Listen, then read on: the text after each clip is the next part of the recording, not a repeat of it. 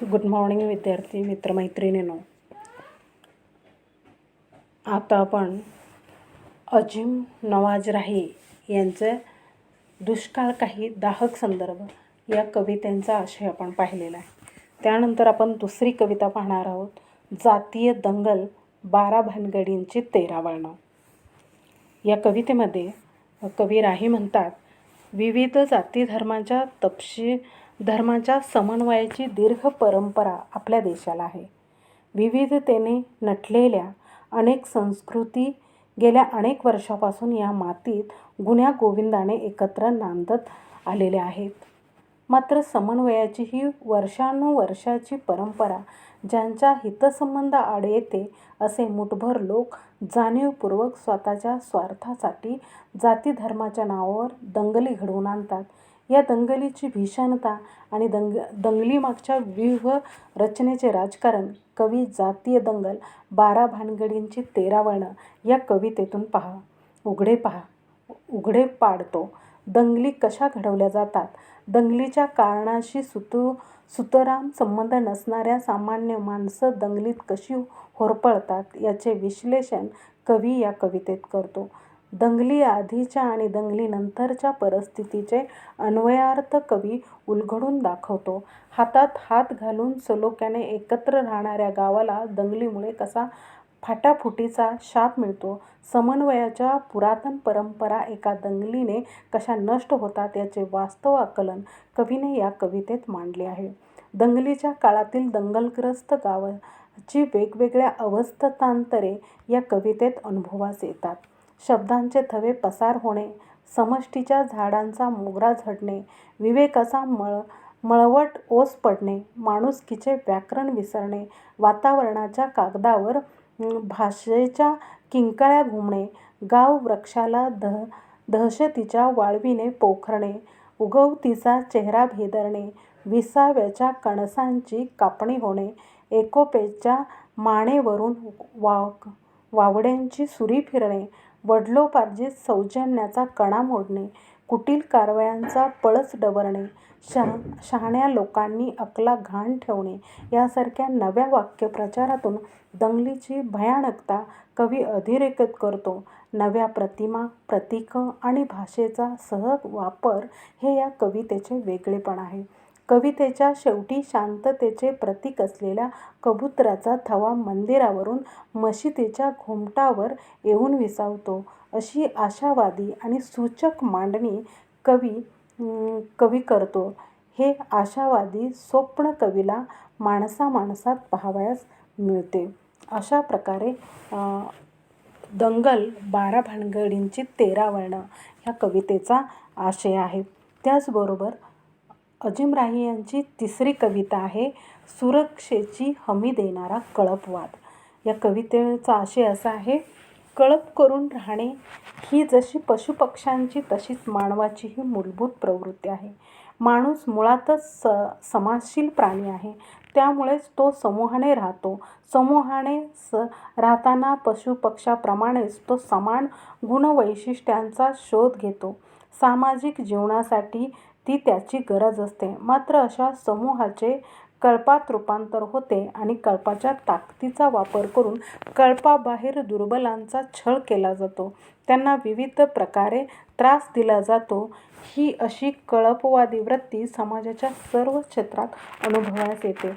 अशा सहन कराव्या लागलेल्या छळाविरोधी प्रतिक्रिया कवी अजीम राही सुरक्षेची हमी देणारा कळपवाद या कवितेतून नोंदवतात.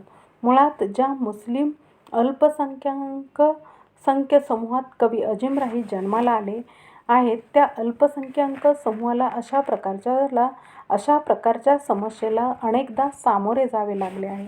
मात्र अनेक धर्मात अशा अनेक रूढी, प्रथा, परंपरा आणि अंधश्रद्धा असतात. तशा त्या मुस्लिम धर्मातही आहेत. त्याबाबत मतभेद नोंदवणाऱ्यांना धर्माचे किंवा बिरादरीचे म्हणून ते काही स्वयंघोषित ठेकेदार असतात. ते बिरादरीच्या सत्तेचा गैरवापर करून ऐनकेन प्रकारे त्रास देतात. लोकांनी आपल्या कळपात सामील व्हावे, आपले वर्चस्व मान्य करावे आणि त्यामागचे राजकारण असते. अशा दबावाच्या राजकारणाला बळी पडून अनेकजण सुरक्षेच्या हमीसाठी अशा कळपाच्या आश्रयाला जातात आणि स्वतःचे अस्तित्वच गमावून बसतात. जे स्वतःची स्वतंत्र वाट शोधण्याचा प्रयत्न करतात त्यांना कळपाच्या त्रासाला सामोरं जावं लागतं. कवी अजिम हे अशा त्रासाला सामोरे जावे लागल्यापैकी एक आहेत. पण ते एका अशा मुस्कट दाबीला शरण गेलेले पैकी नाहीत. आडनावाचा, जातीचा, धर्माचा वापर करून दहशतवाद निर्माण करणाऱ्यांच्या आणि स्वतःचे वर्चस्व अबाधित ठेवू पाहणाऱ्यांच्या विरोधात अजिमराही यांची कविता पाय रोवून ठामपणे उभी राहते आणि आडनाव, बिरादरी, धर्म या पलीकडे माणुसकीची वाट आहे आणि ती आपली आणि आपल्या कवितेची वाट असल्याचे ते ठासून सांगतात. मग भले बिरादरीवाल्यांनी आपल्यावर कितीही तलवारी उपसल्या तरी कवी अजिम यांची कविता अशा दहशतीची फिकीर करत नाही. तुमचा कळपवाद तुम्हाला लखलाभ, आम्ही नगण्य आहोत, आम्हाला माणुसकीची वाट चालायची आहे, असे ही कविता ठामपणे सांगते. अशा प्रकारे सुरक्षेची हमी देणारा कळपवाद हा असा या कवितेचा आशय आहे. त्यानंतरची महत्त्वाची जी कविता आहे त्या कवितेचं नाव आहे मोडतोडीतून डागडुजीची भाषा शिकताना. या कवितेचा आशय सांगताना कवी अजिमराही म्हणतात, अस्सल अनुभवातून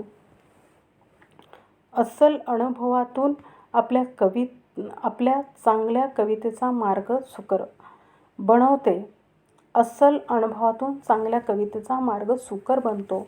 भट्टीत पोलाद शेकून निघावं तसे कवी अजिम यांचे आयुष्य विविध अनुभवांनी शेकून निघाले आहे. याचा प्रत्यय आपल्याला त्यांच्या मोडतोडीतून डागडुजीची भाषा शिकताना या कवितेतून येतो. गावानं आणि गावातल्या मोहल्ल्यातल्या माणसांनी कवीला असे अनुभव दिले की त्यातून त्यांची कविता पोळून निघाली आहे.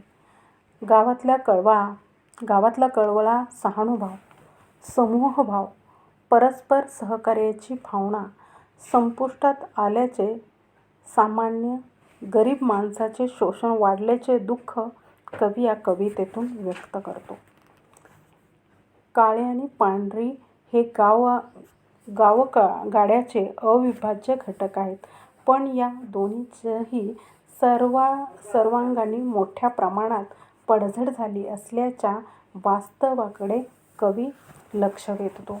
गावात प्रेम, जिव्हाळा, संवाद उरला नाही. गैरसमजाचे वातावरण निर्माण झाले. त्यातून कटशहाचे राजकारण सुरू झाले. सुडाच्या भावना वाढीस लागल्या. त्यातून दुभंगलेली मने सांधणे कठीण बनले. चुकीला चूक म्हणणारी पिढी कालबाह्य झाली. जे आज हयात आहेत त्यांचा आवाज दाबला जातो. ही सगळी पडझड कवितेत पकडणे कठीण असल्याने संवेदनशील कविमनाच्या होणाऱ्या कोंडीचा प्रत्यय ही कविता देते. तरीही माणूस म्हणून, कवी म्हणून अजिमराही ही पडझड समजून घेतात. सामाजिक स्तरावरच्या कोंडीबरोबरच त्यांनी वैयक्तिक आयुष्याच्या स्तरावरही विविध प्रकारच्या प्रश्नांना सामोरे जावे लागले. सकट कवीच्या कुटुंबालाही रोषाला सामोरे जावे लागले. अपमान सहन करावे लागले. प्रयत्नपूर्वक कवीने हे अपमान गिळून टाकले. कट रचणाऱ्यावर मात करून त्यातून बाहेर पडल्यावर खुलासे देण्यात वेळ वाया गेला. वैयक्तिक आयुष्यात खच्चीकरणाला सामोरे जावे लागल्याचे दुःख कवी व्यक्त करतो. शत्रूने इतके घाव घातले की जखमांना, वेदनांना सरसावल्याचे कवी सांगतो. खुशाली विचारणारे तोंडावर गोड बोलतात आणि माघारी कट कारस्थान रचतात, असा कवीचा अनुभव आहे. तरीही अशावेळी मनाविरुद्ध घटनांबाबत कवी एक शब्दही उच्चारत नाही. संयम राखतो, सहन करतो. याचा अर्थ तो दुबळा नाही, पण त्याच्यावर झालेले संस्कार आड येतात आणि कट कारस्थाने रचणाऱ्यांसारखे त्यांना वागता येत नाही. अशा प्रकारे ही या कवितेचा आशय आहे.